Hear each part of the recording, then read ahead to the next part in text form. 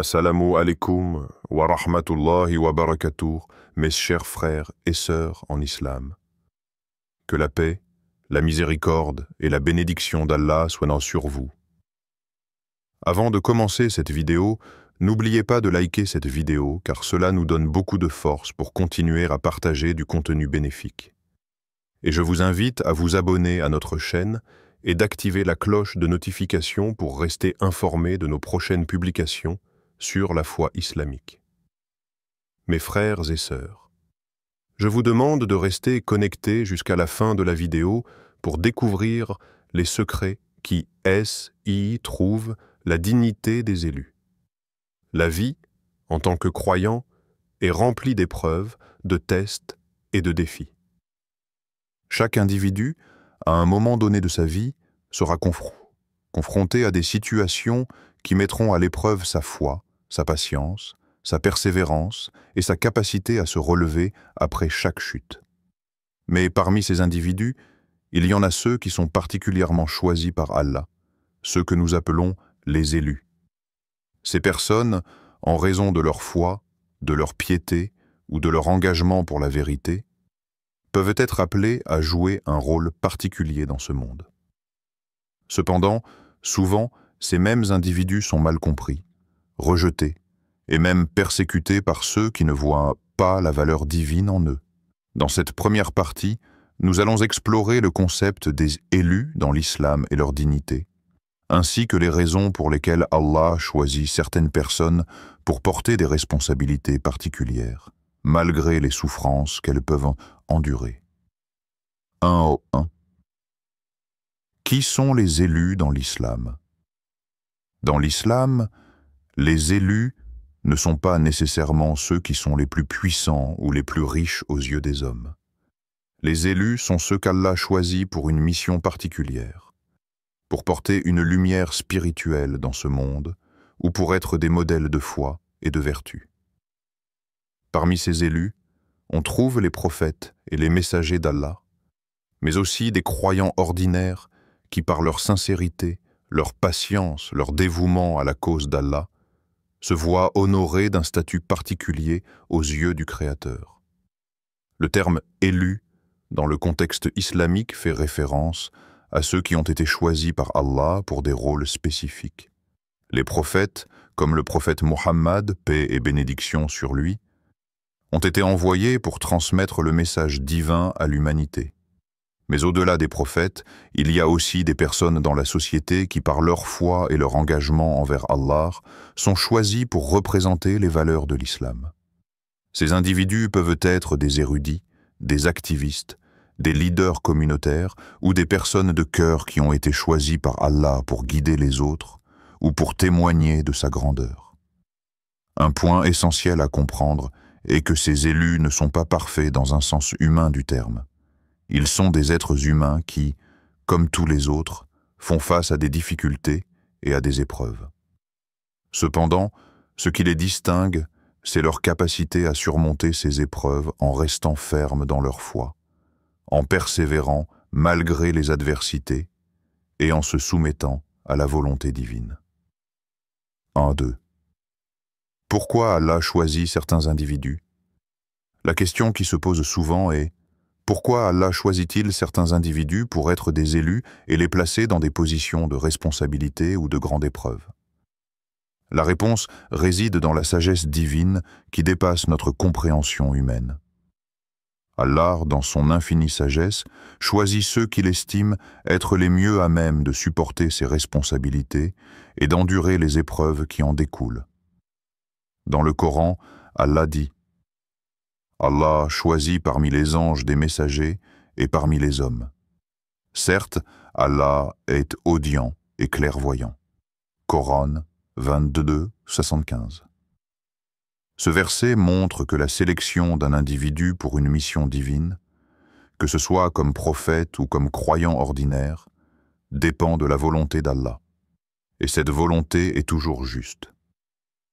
Allah choisit ceux qui, par leur foi, leur humilité et leur dévouement seront capables d'accomplir sa volonté, même face à l'adversité. Le prophète Mohammed, paix et bénédiction sur lui, a été choisi pour être le dernier des prophètes, non seulement en raison de sa piété, mais aussi en raison de sa capacité à affronter la persécution, les calomnies et les épreuves sans jamais se détourner de sa mission divine.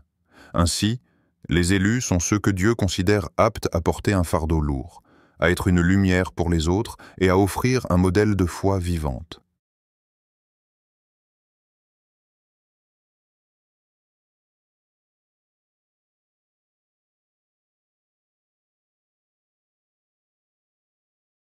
« 1.3 L'épreuve des élus, la maltraitance et le rejet. L'une des caractéristiques des élus, que ce soit dans le passé avec les prophètes ou dans le présent avec ceux qui sont choisis pour une mission spirituelle, est qu'ils sont souvent confrontés à des injustices, à des maltraitances et à des rejets de la part de ceux qui ne comprennent pas leur rôle. Cela peut être particulièrement difficile à accepter, car ces individus sont souvent ceux qui agissent avec bonté, vérité et justice. Pourtant, ils se trouvent fréquemment rejetés ou attaqués. Les prophètes ont tous été confrontés à des épreuves similaires. Le prophète Muhammad, paix et bénédiction sur lui, a été rejeté par son propre peuple, les Quraysh, qui l'ont traité de menteur, de magicien, et l'ont persécuté pendant plusieurs années avant de l'expulser de la Mecque. Pourtant, au lieu de se laisser submerger par la colère ou la vengeance, le prophète a réagi avec patience et persévérance, montrant ainsi l'exemple à ses partisans et aux générations futures. L'un des versets les plus marquants à ce sujet se trouve dans le Coran. « Et si tu es moqué, alors ils se moquaient avant toi des messagers, mais chaque chose a son terme. » Coran, ce qui dit. Ce verset rappelle que l'histoire se répète et que les persécutions et moqueries ne sont pas nouvelles. Les élus, qu'ils soient des prophètes ou des croyants sincères, sont toujours confrontés à des défis.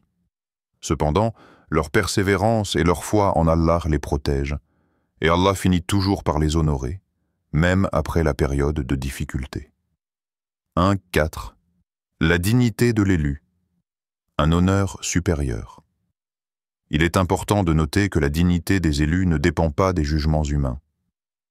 Ce n'est pas la reconnaissance sociale ou la popularité qui définit la valeur d'une personne, mais la manière dont cette personne se tient ferme dans sa foi et obéit à Allah.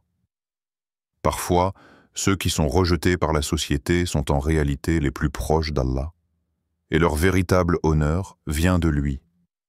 Les épreuves qu'ils traversent ne font qu'augmenter leur statut auprès de leur Seigneur. L'un des hadiths les plus célèbres qui reflètent cette notion est celui-ci. Quand Allah aime un serviteur, il le met à l'épreuve. Et quand il le met à l'épreuve et qu'il endure avec patience, il le récompense magnifiquement. Sahih al-Bukhari. Ainsi, la dignité de l'élu réside dans sa capacité à faire face aux épreuves avec foi et patience, sachant que la récompense de son Seigneur sera bien plus grande que les difficultés rencontrées. Nous avons vu que les élus dans l'islam sont des personnes choisies par Allah pour jouer un rôle particulier, que ce soit en tant que prophète, guide spirituel ou croyant ordinaire. Ces individus sont appelés à affronter des épreuves, des maltraitances et des rejets, mais leur dignité réside dans leur foi inébranlable en Allah. Peu importe combien ils sont maltraités ou incompris, ils sont honorés par la chose la plus précieuse, l'amour et l'honneur divin. La vérité est que ces épreuves ne font que renforcer leur position auprès d'Allah et leur récompense sera, sans aucun doute, grande. Les injustices subies par les élus. Les élus, qu'ils soient des prophètes ou des croyants choisis par Allah, doivent souvent faire face à des injustices et des épreuves qui sont parfois extrêmement difficiles à supporter. Ces injustices peuvent se manifester de diverses manières.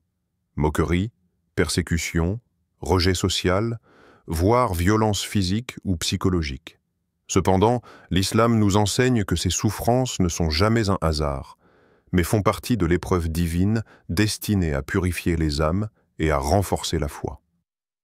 Dans cette seconde partie, nous allons explorer en détail les injustices subies par les élus, comprendre la manière dont ces injustices affectent leur vie et comment leur réponse à ces défis devient un modèle de patience, de persévérance et de foi inébranlable. 2.1 La souffrance des élus. Un aspect de leur mission divine.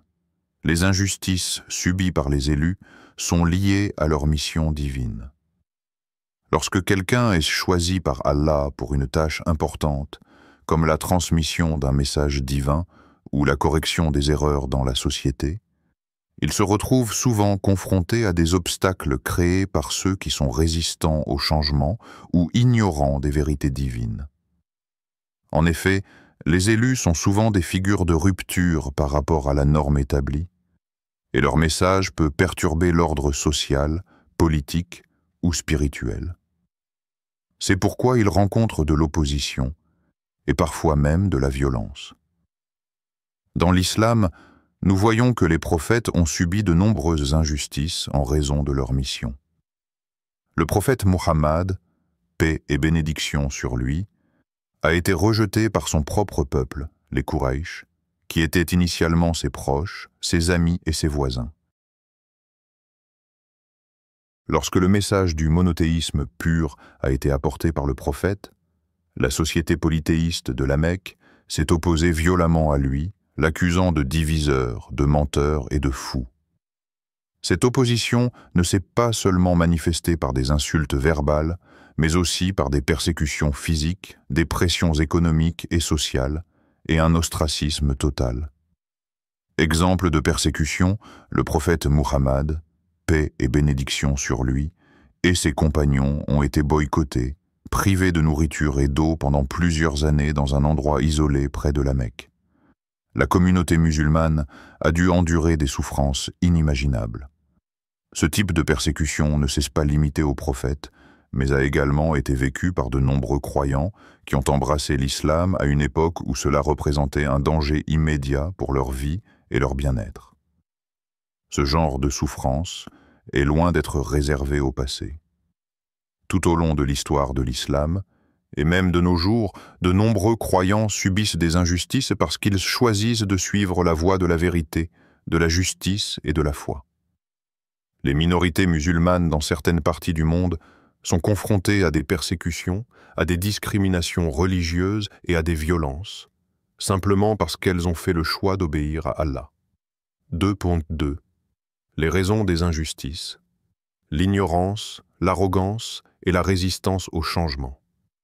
Les injustices qui frappent les élus ne sont pas simplement le résultat de la malveillance des autres, mais aussi de la profonde ignorance, de l'arrogance et de la résistance au changement qui habitent ceux qui s'opposent à eux.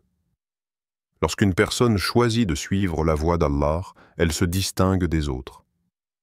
Cette distinction, bien qu'elle soit une source de lumière et de guidance, est perçue comme une menace par ceux qui sont attachés à leurs habitudes, à leur pouvoir ou à leur influence. L'ignorance joue un rôle majeur dans ce phénomène. Dans le cas du prophète Muhammad, paix et bénédiction sur lui, les Quraysh étaient ignorants de la véritable nature du message qu'il apportait. Au lieu de voir l'islam comme une voie de justice, de paix et de purification spirituelle, ils l'ont perçu comme une menace à leur pouvoir et à leur système de croyance. Leur arrogance les a empêchés d'accepter un message qui venait bouleverser l'ordre établi. Ils ont refusé de reconnaître la vérité parce qu'ils étaient trop attachés à leur statut et à leurs biens matériels. Allah mentionne cette résistance à la vérité dans le Coran. Et quand leur fut dit « Il n'y a de divinité qu'Allah », ils s'enorgueillissaient et disaient « Est-ce que nous abandonnerons nos divinités pour suivre un poète possédé » Coran 37, 36, 37. Cette réaction montre l'arrogance des dirigeants polythéistes qui ne voulaient pas admettre que leur système croyant était erroné, malgré les signes évidents de la vérité que le prophète leur apportait. L'islam n'a pas seulement modifié la dimension religieuse de la société, mais a aussi affecté les structures de pouvoir, les relations sociales et les valeurs économiques.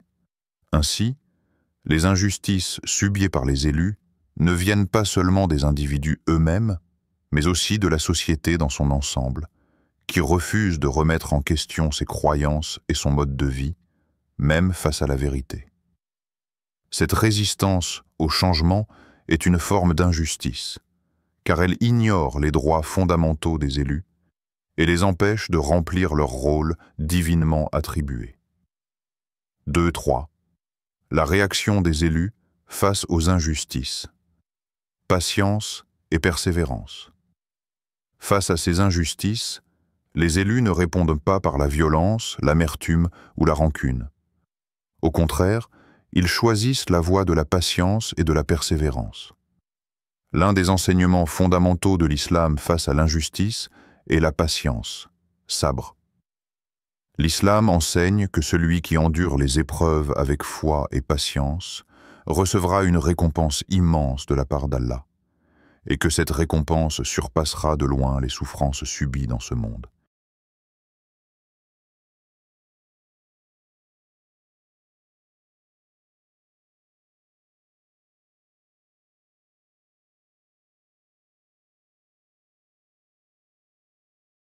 Exemple du prophète Muhammad, paix et bénédiction sur lui. Quand le prophète et ses compagnons ont été attaqués à Uhud, malgré la défaite militaire temporaire et la souffrance des blessures, le prophète n'a pas cherché à se venger de ses ennemis. Au contraire, il a dit « Ô Allah, guide mon peuple, car il ne savent pas. » Il n'a pas laissé la haine ou la vengeance prendre le dessus, mais a prié pour la guidance de ceux qui l'avaient persécuté. Ce comportement est un exemple de patience pure, de magnanimité et de miséricorde divine. Dans le Coran, Allah nous enseigne cette leçon essentielle. Et si tu es maltraité, alors souviens-toi que ceux qui ont été maltraités avant toi ont aussi souffert. Mais en fin de compte, c'est Allah qui accorde la victoire. Coran 84, 5-6. Cela nous enseigne que la souffrance, bien qu'injuste, n'est pas éternelle et qu'elle sert à purifier l'âme. Ceux qui sont persécutés ou maltraités dans le chemin d'Allah doivent savoir que leur récompense est grande et qu'Allah, en fin de compte, leur apportera justice. Leur patience et leur foi en Allah sont les armes les plus puissantes contre l'injustice, et la manière dont ils réagissent à l'injustice devient un modèle pour les autres. 2.4.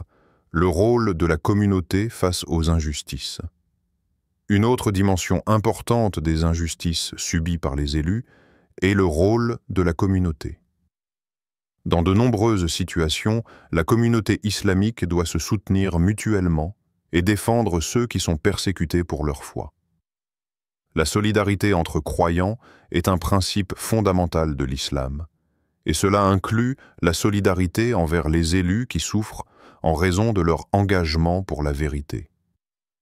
Le prophète Muhammad, paix et bénédiction sur lui, a encouragé la communauté musulmane à se soutenir les uns les autres face à l'injustice, et cet enseignement est essentiel pour les musulmans d'aujourd'hui. Nous devons nous rappeler que lorsque l'un de nous souffre, nous souffrons tous ensemble, et nous avons la responsabilité de soutenir les innocents et de lutter contre l'injustice sous toutes ses formes. Les élus, qu'ils soient des prophètes ou des croyants pieux, subissent des injustices en raison de leur engagement envers la vérité et la justice.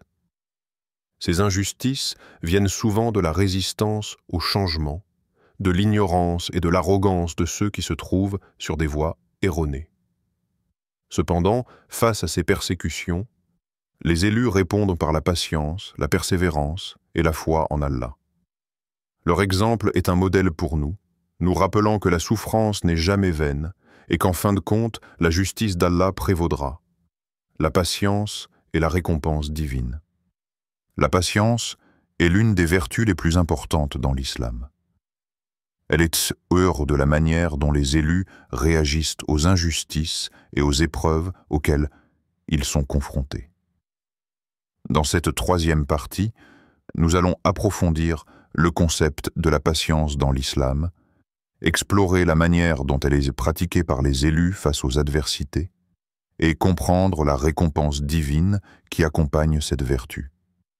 3.1. La patience, sabre. Une vertu fondamentale en islam. La patience, ou sabre, est une vertu centrale dans l'enseignement islamique. Elle est essentielle non seulement face aux injustices, mais aussi dans toutes les épreuves de la vie, qu'elles soient spirituelles, émotionnelles, sociales ou physiques. Le Coran et les hadiths mettent constamment en avant l'importance de la patience et du fait de rester ferme dans sa foi, même face aux difficultés. Allah lui-même dit dans le Coran « Ô vous qui croyez, cherchez secours dans l'endurance et la prière. Allah est avec ceux qui sont endurants. » Coran 2:653. Cette verse souligne que la patience n'est pas seulement un moyen de supporter la souffrance, mais aussi un moyen de se rapprocher d'Allah. En d'autres termes, être patient face à l'adversité est une forme de soumission à la volonté divine. Et cela permet de renforcer la relation avec le Créateur. Cette patience, quand elle est pratiquée avec sincérité, devient une forme de culte, un acte d'adoration. Il est aussi important de noter que sabre dans l'islam ne signifie pas simplement supporter passivement la douleur ou les épreuves. Il s'agit d'une patience active, qui implique un engagement constant pour rester droit, ne pas céder à la colère ou à l'injustice, et continuer à avancer sur le chemin de la foi malgré les obstacles. 3.2. La patience des élus face aux épreuves. Les élus, ceux qui ont été choisis par Allah pour porter des responsabilités et des épreuves particulières, sont les meilleurs exemples de cette vertu. La patience des prophètes, des messagers et des croyants pieux nous sert de modèle.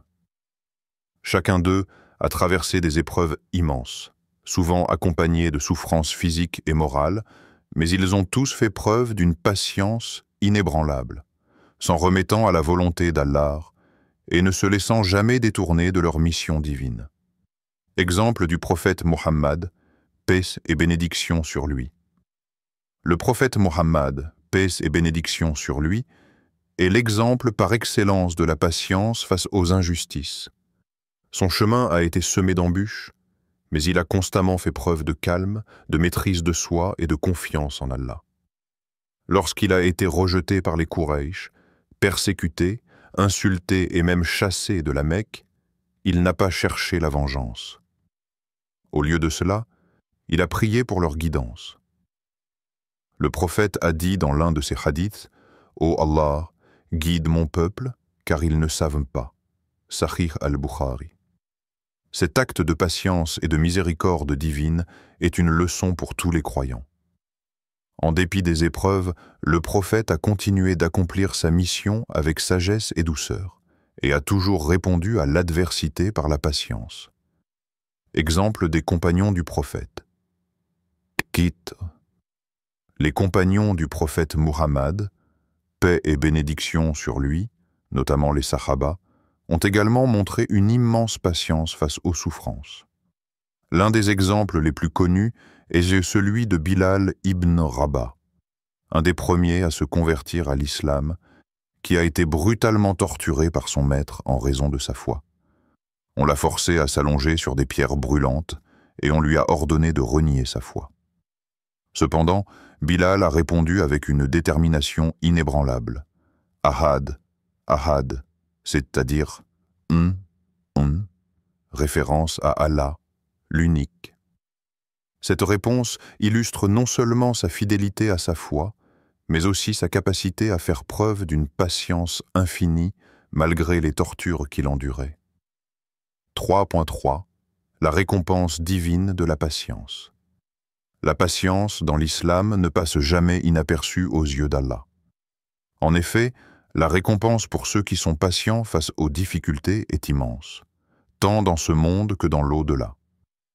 La patience, en soi, devient un acte d'adoration qui attire la miséricorde et la récompense divine. Dans le Coran, Allah promet une récompense exceptionnelle à ceux qui font preuve de patience. Il leur accorde une protection, une rédemption et une grande récompense dans l'au-delà. Ceux qui font preuve de patience recevront une récompense sans mesure. Coran 39, 10.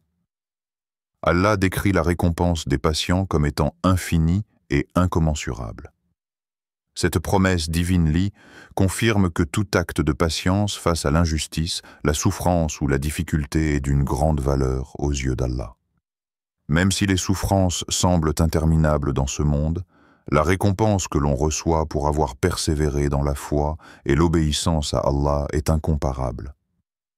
Les hadiths du prophète Mohammed, paix et bénédiction sur lui, soulignent également que la patience, particulièrement lorsqu'elle est liée à l'endurance dans les épreuves de la vie, constitue un moyen d'expier les péchés.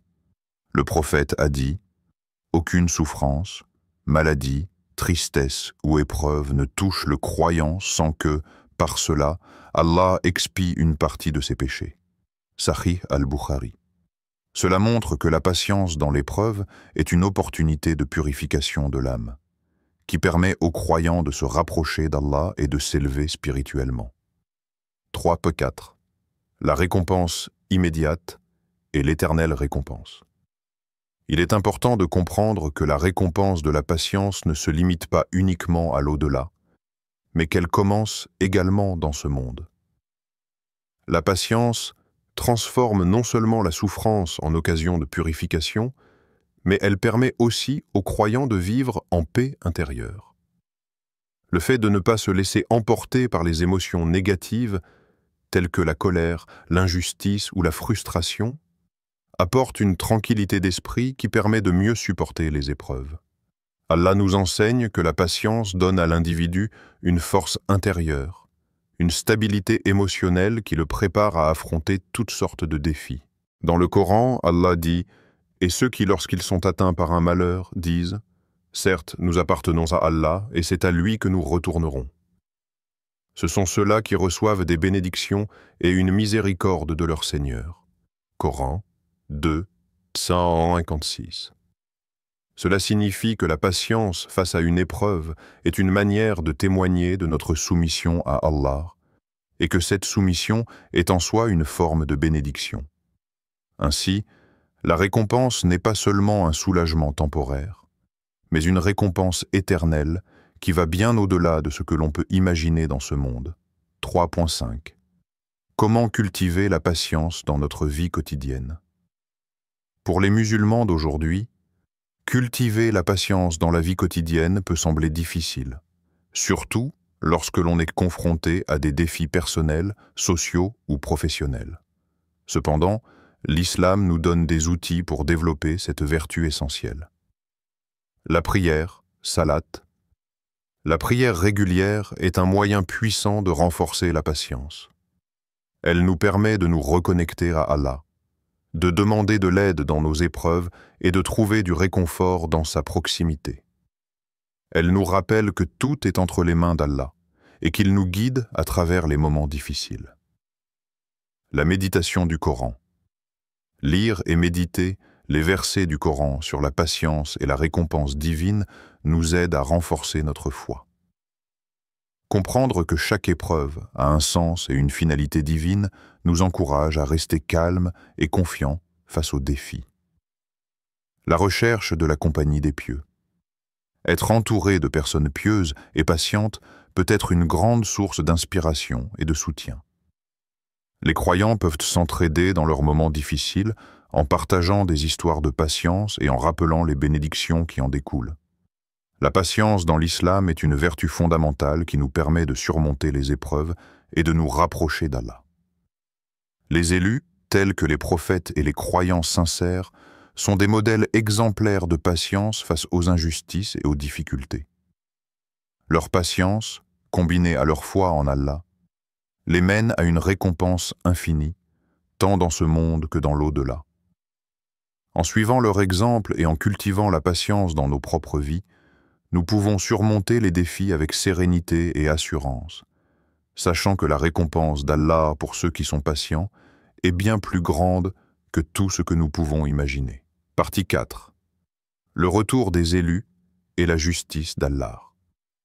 La dernière partie de notre réflexion porte sur le moment où les injustices subies par les élus se retournent contre leurs oppresseurs, et sur la manière dont Allah, dans sa justice infinie, accorde aux élus leur récompense et rétablit l'ordre.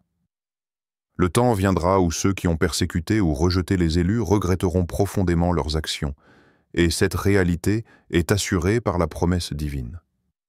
Allah, dans sa sagesse, établit un équilibre parfait entre la patience des croyants et la rétribution des injustes. 4.1 Le retour des élus et la justice d'Allah. Les injustices subies par les élus ne passent jamais inaperçues aux yeux d'Allah. Bien que les croyants puissent souffrir pendant un certain temps, Allah, dans sa justice parfaite, promet de faire en sorte que leurs oppresseurs soient jugés. La souffrance des élus et des croyants ne dure jamais éternellement, car le retour de la justice divine est une certitude. Le Coran nous rappelle fréquemment que, bien que l'injustice puisse dominer temporairement dans ce monde, Allah, en fin de compte, rétablira la vérité et la justice. Exemple du prophète Muhammad, paix et bénédiction sur lui. Au début de la mission du prophète, les Quraysh ont persécuté les musulmans d'une manière brutale. Mais lorsque la victoire est finalement venue à Médine, les persécuteurs ont été confrontés à un retournement complet de situation. Le prophète Muhammad, paix et bénédiction sur lui, a eu la possibilité de se venger, mais au lieu de cela, il a agi avec clémence et magnanimité. Lorsqu'il est entré à la Mecque après des années de persécution, il a dit à ses anciens ennemis « Allez, vous êtes libres ». Cette victoire symbolise non seulement la victoire du message de l'islam, mais aussi la manière dont la justice d'Allah prévaut. Les oppresseurs ont reconnu l'erreur de leurs actions et ont regretté leur comportement. 2. Le regret des oppresseurs. Il est inévitable que ceux qui ont rejeté, persécuté ou maltraité les élus regretteront leurs actions lorsque la vérité deviendra évidente. Le Coran met en évidence cette réalité, affirmant que ceux qui ont causé du tort aux croyants seront confrontés à un jour de regret et de remords, le jour où l'injuste se mordra les doigts et dira « Oh, si j'avais pris un chemin avec le messager » Coran 25-27. Ce verset montre qu'au jour du jugement, ceux qui ont rejeté la vérité et maltraité les élus se rendront compte de leur erreur. Leur regret sera immense, car ils prendront conscience que leur persécution des croyants était non seulement une injustice envers les individus, mais aussi une rébellion contre la volonté d'Allah. 4.3 La récompense finale pour les élus. Pour les élus, leur persévérance dans la foi et la patience face à l'injustice ne sera pas oubliée. Allah leur accorde la plus grande récompense. L'entrée au paradis, un lieu de paix et de satisfaction éternelle, où ils seront honorés pour leur fidélité à la vérité. La promesse d'Allah est claire dans le Coran, et ceux qui ont cru et fait de bonnes œuvres seront dans les jardins du paradis, où ils demeureront éternellement. Là, il n'y aura ni fatigue ni douleur. Coran 35-35. Cette récompense est non seulement un soulagement des souffrances du monde, mais aussi la manifestation ultime de la justice divine, où les élus seront honorés et élevés pour leur constance dans la foi. En conclusion, le retour des élus dans la justice d'Allah est un message de réconfort pour tous ceux qui souffrent de l'injustice dans ce monde.